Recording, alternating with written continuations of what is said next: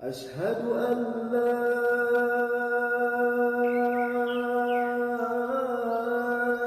إله إلا الله.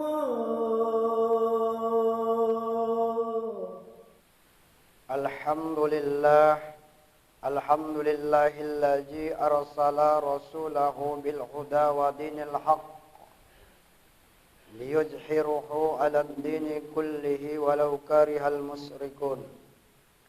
أشهد أن لا إله إلا الله وحده لا شريك له ذو الجلال والإكرام. وأشهد أن سيدنا ونبينا محمدا عبده ورسوله الذي لا نبي بعده. اللهم صل على سيدنا وحبيبنا وشفيعنا وزهرنا ومولانا محمد. أما بعد، وقال الله تعالى في كتابه الكريم: أعوذ بالله من الشيطان الرجيم. بسم الله الرحمن الرحيم.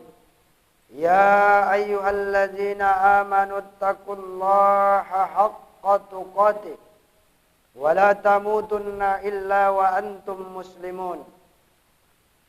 وقال تعالى في آيات الأخرى: يا أيها الذين آمنوا اتقوا الله وقولوا قولا سديدا يصلح لكم أعمالكم ويغفر لكم ذنوبكم ومن يطع الله ورسوله فقد فاز فوزا عظيما. عباد الله، أوصيكم ونفسي وإياي بتقوى الله فقد فاز المتقون. Sadaqallahul azim. Hadirin jamaah sidang salat Jumat yang dirahmati dan dimuliakan Allah Subhanahu wa taala. Tentunya kita bersyukur kepada Allah Subhanahu wa taala sampai saat seketika ini Allah masih memberikan kita nikmat yang begitu banyak. Terlebih-lebih lagi di bulan yang mulia ini, di hari yang mulia ini. Allah masih berikan kita nikmat iman dan Islam, nikmat umur, nikmat kesehatan. Sehingga kita dapat melangkahkan kaki kita, mengayunkan tangan kita ke tempat yang mulia ini dalam rangka melaksanakan salat Jumat berjamaah. Mudah-mudahan dengan kemuliaan bulan ini, dengan kemuliaan hari ini, kita semua yang hadir semakin mulia pula lah di sisi Allah Subhanahu wa taala. Salawat dan salam selalu tercurahkan kepada ruh junjungan kita Nabi Muhammad Rasulullah sallallahu alaihi wasallam. Mudah-mudahan dengan memperbanyak salawat serta mengikuti sunnah-sunnah beliau, kita sangat berharap nantinya kita diakui dan digolongkan menjadi umat yang mendapatkan syafaat di hari kemudian kelak. Amin ya rabbal alamin. Hadirin jamaah yang dirahmati dan dimuliakan Allah Subhanahu wa taala. Khatib berwasiat khususnya untuk diri khatib pribadi dan umumnya untuk kita semua. Marilah senantiasa kita selalu meningkatkan nilai takwa kita di sisi Allah Subhanahu wa taala dengan cara menjalankan segala perintah-perintah Allah dan Rasul-Nya dan menjauhi apa yang telah dilarang Allah dan Rasul-Nya. Ittaqullaha haqqa tuqatih wa la tamutunna illa wa antum muslimun, kata Allah. Bertakwalah kamu dengan sebenar-benarnya takwa dan janganlah kamu mati kecuali dalam keadaan beragama Islam, kecuali dalam keadaan muslim. Mudah-mudahan kita yang hadir ini hidup, dilahirkan dari orang tua yang muslim, bergaul, bermasyarakat dengan orang-orang muslim. Hendaknya nanti ketika mati pun kita dapat jugalah mati dalam keadaan muslim, dapat mengucapkan kalimat asyhadu an la ilaha illallah wa asyhadu anna Muhammadar Rasulullah. Hadirin jamaah yang dirahmati dan dimuliakan Allah Subhanahu wa taala. Di bulan yang mulia ini dengan kita kenal bulan Maulid Nabi besar Muhammad sallallahu alaihi wasallam. Hari ini bertepatan kalau tidak salah hitung kita sudah berada di tanggal 13 Rabiul Awal. Itu artinya bulan malam kelahiran Rasulullah sudah kita lewati satu hari. Maka dari itu mari di bulan Maulid ini kita tumbuhkan, kita kuatkan, kita tambah rasa cinta mahabbah kita kepada Rasulullah sallallahu alaihi wasallam Jangan hanya sekedar mengaku umat Rasulullah. Jangan hanya sekedar pengikut Rasulullah. Tapi buktikan ucapan dan baringi dengan perbuatan. Hadirin jamaah yang rahmati Allah Subhanahu wa taala. Di zaman sebelum datangnya Rasulullah, di zaman jahiliyah, ada seorang laki-laki bernama Abu Lahab. Abu Lahab adalah paman keluarga Rasulullah sallallahu alaihi wasallam. Beliau adalah anak Abdul Muthalib. Beliau bersaudara dengan Abdullah, ayah dari Nabi Muhammad sallallahu alaihi wasallam. Suatu ketika beliau pernah bergembira menyambut kelahiran Rasulullah sallallahu alaihi wasallam. Beliau mempunyai seorang budak bernama Suaibah. Lalu beliau berpesan kepada budaknya Suaibah, "Wahai Suaibah, tolong kau jagakan dan kau lihatkan adik iparku Aminah. Beliau sedang mengandung, beliau sedang hamil besar. Apabila nanti anaknya lahir, tolong kau kabarkan kepadaku." Di zaman jahiliyah, apabila wanita melahirkan anak perempuan, maka akan menjadi hina, menjadi fitnah. Tapi kalau anak laki-laki, mereka bangga. Tapi kalau di zaman Nabi Musa, apabila anak laki-laki yang lahir, maka akan dibunuh. Karena bertentangan akan menghancurkan kekuasaan Fir'aun. Tapi di zaman jahiliyah sebelum Rasulullah lahir, apabila anak perempuan lahir, maka akan dibunuh. Tetapi kalau laki-laki tidak. Lalu tepatnya pas malam Isnin 12 Rabiul Awal, lahirlah Sayyidina Muhammad Rasulullah sallallahu alaihi wasallam. Lalu Suaibah datang kepada tuannya Abu Lahab, "Wahai tuan Abu Lahab, keponakanmu telah lahir." Apa orangnya? Laki-laki.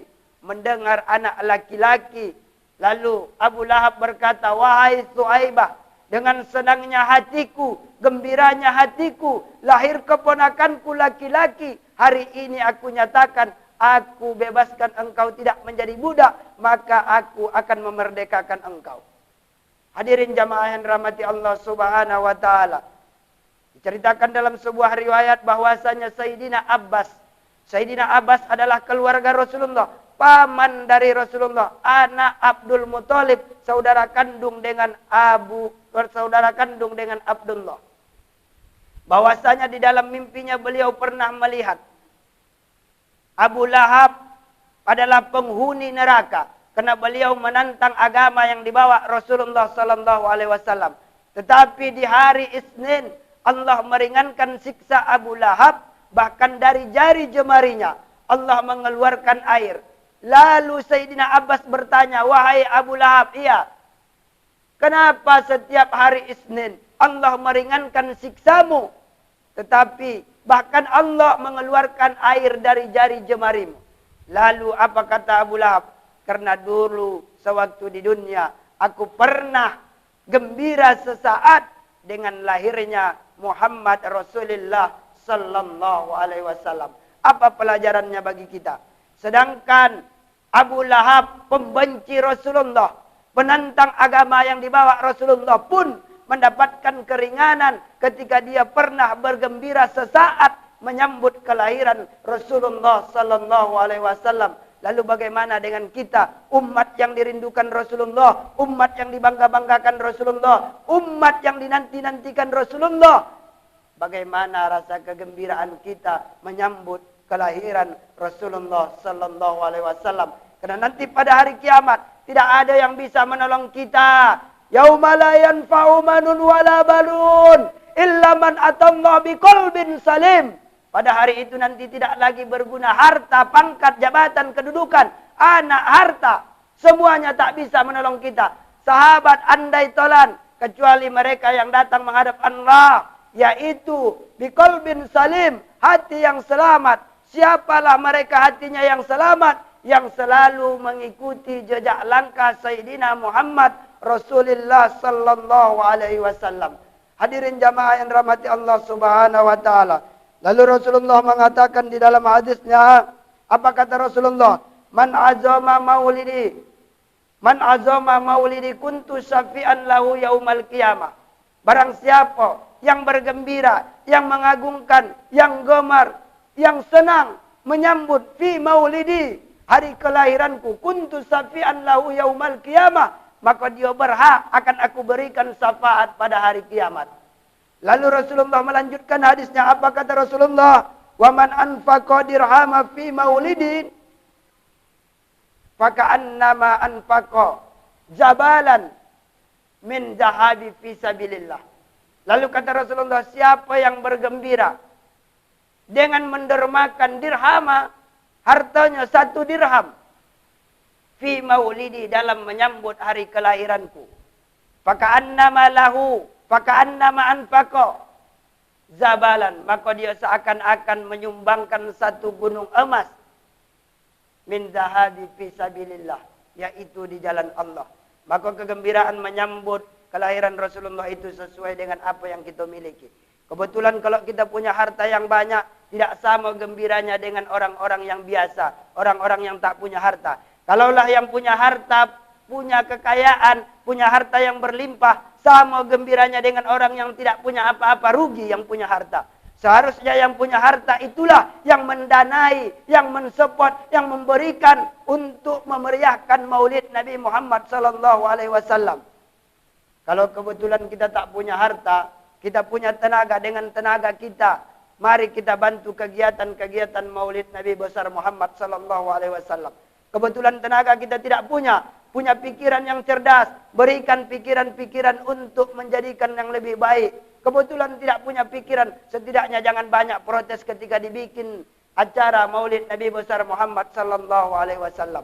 Hadirin jamaah yang rahmati Allah Subhanahu wa taala. Yang kedua, di dalam Al-Qur'an surah Al-Ahzab ayat 21, kita hafal semua ayatnya.